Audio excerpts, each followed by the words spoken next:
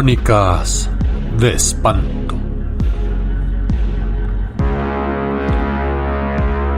Asústese y diviértase. Cada domingo por la noche, o cuando usted quiera, con estas historias de terror, con estas leyendas conocidas y otras no tanto, del México viejo, del México bronco, del México mágico. Bienvenidos a la Casa del Terror. Leyendas y crimen mexicano.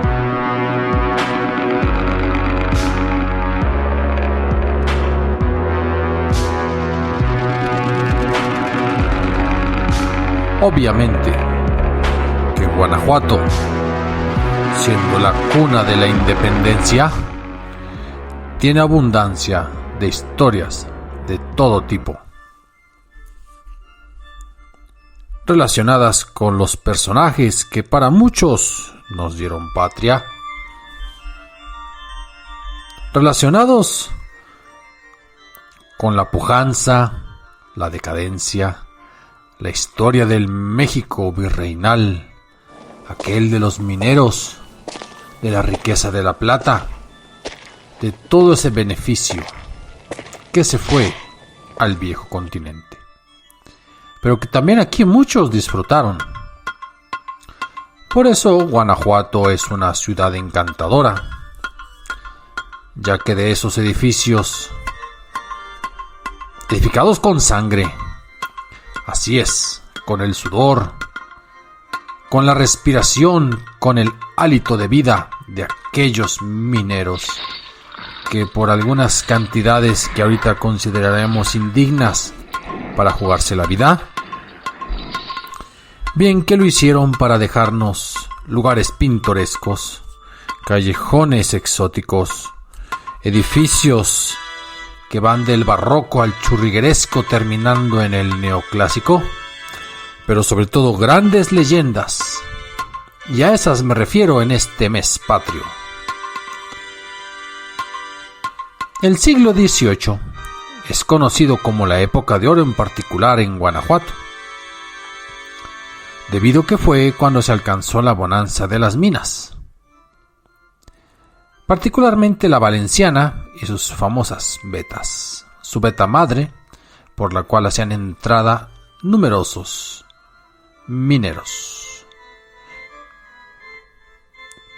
Durante esos años se corrieron muchos mitos sobre la ciudad, sobre sus alrededores. Se decía incluso que en los cerros circundantes, pues había otras vetas que estaban henchidas de metales preciosos, que incluso si uno quitaba un poco de rocas, la plata fluía a la superficie, que se derretía al contacto con los rayos del sol, que el oro brillaba en las noches como si fueran luceros caídos del cielo, atrapados por los dedos ardientes de los cañones, que las casas habían sido construidas con adobes de arcilla mezclada con polvo de plata, y que incluso todas las campanas de la iglesia eran de oro macizo. No por algo el mismísimo rey de España, Felipe II, en cuyos dominios jamás se puso el sol, envió a la ciudad de Guanajuato el valioso presente de la Virgen María, con el nombre de Santa María de Guanajuato. Y ya después el monarca Felipe V le distinguió con el título de muy noble y leal ciudad de Santa Fe y Real de Minas de Guanajuato, concediéndole el nobilísimo título, pero también su escudo de armas, el cual daba testimonio de la magnificencia que se vivía en esta ciudad. Bueno, la verdad es que de la ciudad y de sus alrededores se conseguían grandes bienes, pues la inmensa riqueza nativa guardada en esa veta madre, pues dio motivo para esto y para muchas fantasías, hay que decirlo. Ya sabrán ustedes que en todas esas ciudades donde abunda la plata, pues también abundan los centros de vicio, las tabernas, donde se bebía hasta perder la conciencia. Allí también se jugaba, se apostaba y bailaba para alegrar a los mineros a cambio del fruto de su trabajo.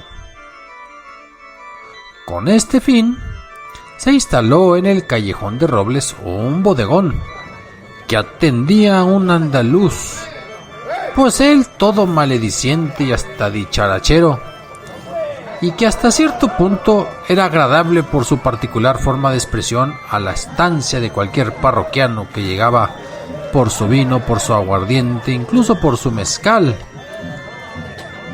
o por pasar un buen rato. Al toque de queda, las puertas del establecimiento se cerraban para dar principio a la jugada de las cartas y al baile con las mancebas. Muy seguido se suscitaban disputas, donde la sangre tornaba en tragedia la alegría de esos iniciales bacanales. Y entre los clientes más asiduos y gastadores en esta taberna del Callejón de Robles se encontraba Florentino Montenegro, un barretero de la mina de San Juan de Rayas. Pero hay que decir que era buen mozo y además un galán atrevido. Tenía mucha suerte para las mujeres. Contrario a lo que muchos pensaban, realmente sí era afortunado en el amor y en el dinero, pues tenía muy buena mano para la baraja y para lo que se jugaba. Lo malo era que las ganancias las despilfarraba en el vino y en el amor. Su hora de salida de esa cantina era aproximadamente a las 3 de la mañana cada madrugada, dando traspiés y a veces sin acordarse de nada. Pues en una de esas noches en que el frío del invierno calaba hasta los huesos, Florentino Montenegro se marchó más temprano que de costumbre. Pasaban de las 12 de la noche, pero por alguna razón él apresuró el paso. Y al llegar a la esquina distinguió entre las sombras el contorno de una figura humana adosada a una puerta, como si esperara a alguien. Florentino se acercó para cerciorarse de quién se trataba. Era una mujer con trazas de ser, pues, joven y bonita a juzgar por la silueta. La oscuridad de la noche y los vapores del alcohol no le permitían apreciar a sus anchas aquel hallazgo. Pero pues como él era atrevido y enamorado, se le declaró y le hizo proposiciones para que lo acompañara. Y Florentino no se equivocó. La mujer era de facciones lindas, de cuerpo esbelto, pero estaba toda ella vestida de negro. Al acercársele, ella quiso huir, pero sus manos prestas la sujetaron de los brazos. Y Florentino la sujetaba y ella forcejeaba, y Florentino la detenía y ella intentaba zafarse. Y Florentino apretaba y le decía: espérate, muchachita. Y ella al final quedó vencida. ¿Dónde vives?, le preguntó el hombre. Con un ademán le indicó ella la dirección que debía tomar, y los dos iniciaron la marcha de inmediato. Subieron y bajaron callejones hasta que llegaron al de Perros Muertos, torciendo hacia la izquierda para penetrar en un callejón estrecho y misterioso, donde las sombras de la noche eran más densas. Caminaron casi a tientas y al llegar al fondo, ella abrió una puerta por donde penetraron al interior, que parecía encontrarse iluminado por una suerte de resplandor rojizo. Florentino sintió una corazonada. Ya no era el galán al cual caían rendidas a la corta o a la larga, porque a su alrededor nada parecía tener una forma conocida. Pero atribuyó su desconfianza pues también al estado de embriaguez que le inundaba, y en uno de los rincones había una especie de oquedad en el suelo. Así que penetraron en ella y descendieron por unas gradas angostas en forma de espiral.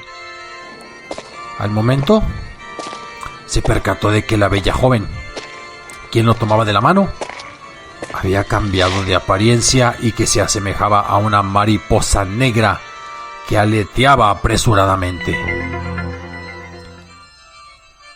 Soltó un vagido, sintió un estremecimiento, y era la primera vez en su vida que él sentía miedo mezclado con horror. Instintivamente levantó la vista y pudo distinguir un pequeño punto negro a lo lejos, que ahora era el enorme agujero vertical por donde penetraron. Las piernas le comenzaron a temblar y perdió el equilibrio, resbalando con estrépito. No pudo precisar el tiempo que duró la caída, pero al llegar al fondo quedó sorprendido por lo que vio. Eran unas figuras grotescas que bailaban en torno a una gran antorcha que lo iluminaba todo. A los lados había espaciosas galerías. En unas se encontraban multitud de hombres y mujeres encadenados, cuyos pesados grillos de oro los volvía inmóviles. En otras había lingotes de oro y plata y unos hombrecillos de estaturas diminutas que se entretenían en inyectar en la roca la plata y el oro, que también otros hombrecillos extraían de una enorme antorcha, y así pegando como si fuera plastilina el mineral en las vetas, que serían fuente inagotables de riqueza. Le parecía inimaginable la cantidad de oro que estaban inyectando esos hombrecillos diminutos. Claro que le interesó el procedimiento, y Florentino intentó acercarse. En otra de las galerías se podía percibir un macabro espectáculo.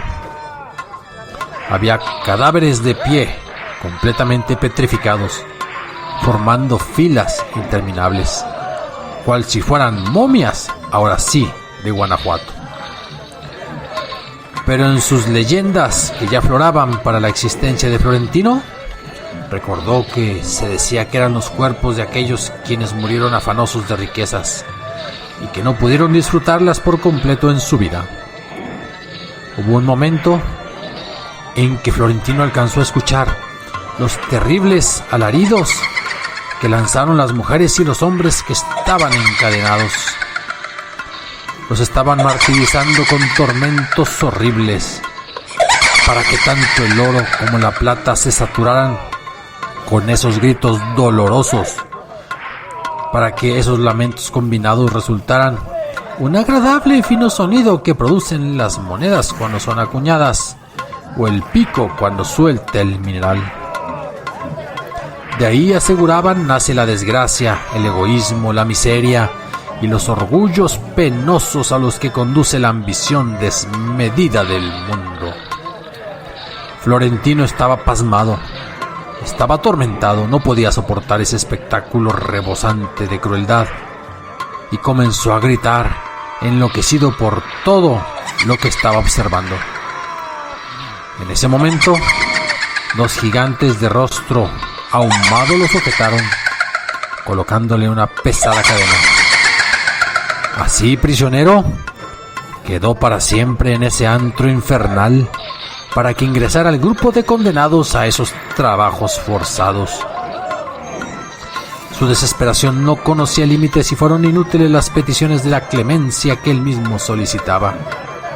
La mujer que lo había llevado hasta ahí nuevamente se le apareció, y para calmar su desatino, le convidó a un brebaje. Apenas alcanzó a tomar 2 sorbos, cuando quedó, ahora sí, profunda e irremediablemente dormido. Llegaron las 6 de la mañana. La campana mayor de la parroquia anunció el Ave María. La parroquia, pues, despertaba el día laboral y la ciudad de Guanajuato iniciaba sus labores cotidianas. La aurora de ese amanecer aún no disipaba del todo las sombras de la noche, cuando la ronda municipal, en el último recorrido, se encontró a un hombre dormido y tiritando de frío en el estrecho callejón que desembocaba en la calle del Hinojo. Era Florentino Montenegro, este barretero de la mina de San Juan de Rayas, del que hablamos durante esta leyenda y conocido por todos por su popularidad con las mujeres y su buena mano en el juego. Pues el vigilante lo despertó, y el pobre borracho, entumecido, se incorporó tembloroso y somnoliento. ¿Le hace todavía falta sueño y vino?, le comentó el vigilante. Y al escuchar esa frase, le contestó el barretero: no, es que acabo de llegar del infierno. He pasado una noche en aquellas horrorosas profundidades. Ahí está la puerta de entrada, señalándole un cuartucho todo ruinoso.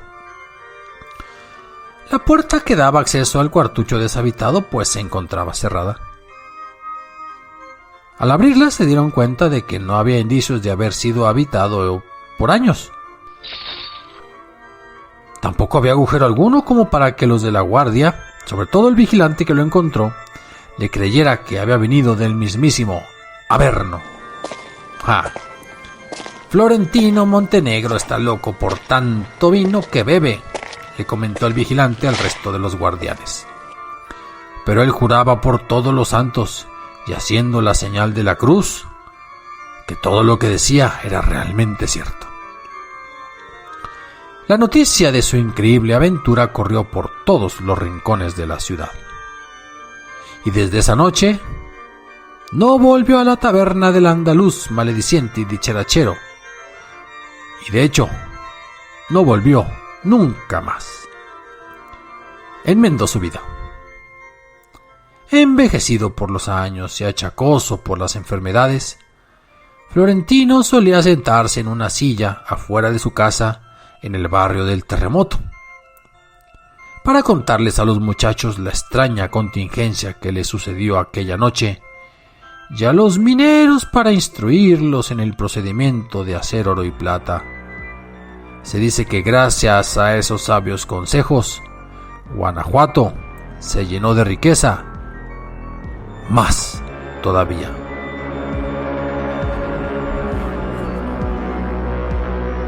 Así es, amigos.